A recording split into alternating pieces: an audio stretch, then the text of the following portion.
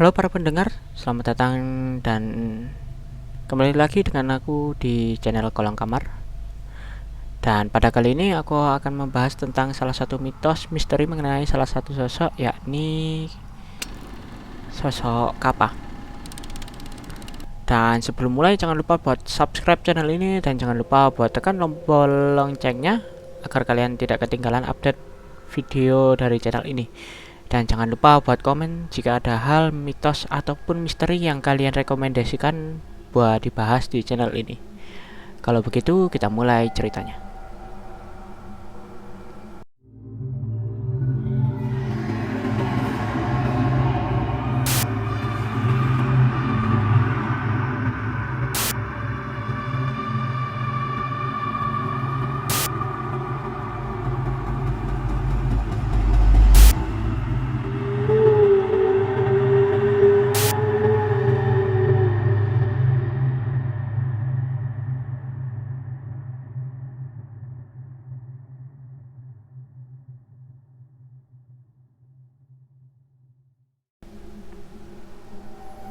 Bagi sebagian dari kalian yang mengenal atau mengetahui mengenai budaya dan mitos-mitos di Jepang, pasti sudah tidak asing lagi dengan yang bisa dibilang hantu atau sosok misterius yang satu ini. Kappa bisa dibilang merupakan sosok urban legend yang hampir semua masyarakat Jepang tahu mengenai sosok yang satu ini. Kappa biasanya digambarkan memiliki bentuk fisik yang mirip dengan manusia.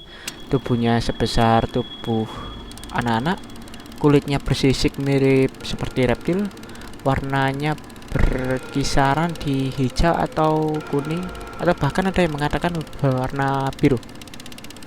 Dikatakan jika mereka memiliki kulit bersisik yang terkadang berlendir hijau ataupun pucat, dengan tempurung seperti penyu di punggung mereka. Mereka juga memiliki tangan dan kaki berselaput karena mereka menghabiskan sebagian besar waktunya di dalam air. Kappa juga diperkirakan hidup di kolam ataupun sungai di Jepang, serta memiliki berbagai organ tubuh yang memungkinkan mereka untuk hidup di lingkungan yang berair. Dikatakan jika mereka kadang-kadang berbau seperti layaknya ikan, ya ini ya seperti bau-bau, katanya berbau amis gitu. Dan mereka juga dapat berenang layaknya ikan. Ciri fisik yang paling menonjol yang dimiliki Kappa adalah cekungan yang ada di bagian atas kepalanya yang dapat menampung air. Bagian tubuh ini dianggap sebagai sumber kekuatan Kappa. Cekungan ini harus dipenuhi air kalau Kappa ingin berada jauh dari air untuk sementara waktu. Dikatakan bila air yang ada di cekungan yang tepat di atas kepalanya ini tumpah, Kappa tidak dapat bergerak lagi. Kappa adalah yokai atau apa ya? Kalau dalam bahasa Indonesianya bisa disebut sebagai roh yang biasa digambarkan seperti peri air lah lebih tepatnya. Dan kadang dikatakan jika wujudnya sangat lucu, dan terkadang ada yang mengatakan roh ini juga berbahaya. Dalam legenda Jepang, mereka menghabiskan waktu dengan berenang, bermain catur, dan gulat, dengan asumsi mereka bukan berenang atau hewan yang tenggelam. Dikatakan jika makanan favorit Kappa ini adalah mentimun. Oleh karena itu, hidangan sushi mentimun sederhana diberi nama Kappa Maki. Mereka juga tidak dapat mengingkari janji yang merupakan cara yang berguna untuk mengelabui mereka ketika kamu membutuhkan atau hendak melarikan diri. Bisa dibilang begitu. Kappa adalah jenis yokai atau roh supranatural Jepang yang bisa menjadi jahat, nakal, atau membawa keberuntungan.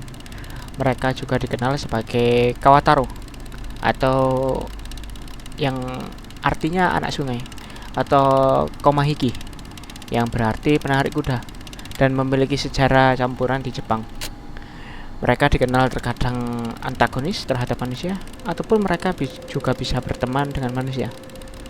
Kabarnya ketika kalian diganggu atau bertemu, kalian dapat menipu mereka karena mereka sangat ketat dan bisa dibilang menjaga janji mereka.